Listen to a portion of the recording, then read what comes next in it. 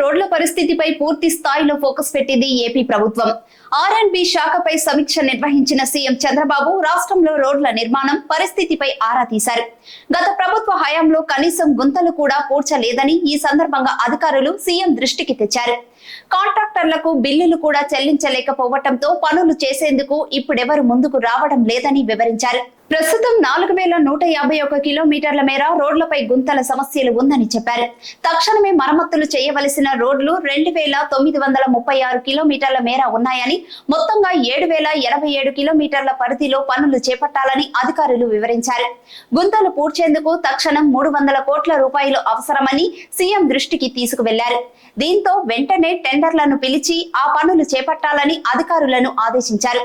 రాష్ట్రంలో మొత్తం 53,000 కిలోమీటర్ల రోడ్లు ఉండగా వాటిలో 8,000 కిలోమీటర్లు జాతీయ రహదారులు ఉన్నాయి. ఇక 12,450 కిలోమీటర్లు రాష్ట్ర రహదారులు కాగా జిల్లా రహదారులు, చిన్న రోడ్లు కలిపి మరో 32,750 కిలోమీటర్లు ఉన్నాయి. వీటి మరమ్మతులకు ఎంత వ్యయం అవుతుందో నివేదిక తయారు చేయాలని చెప్పారు సీఎం చంద్రబాబు.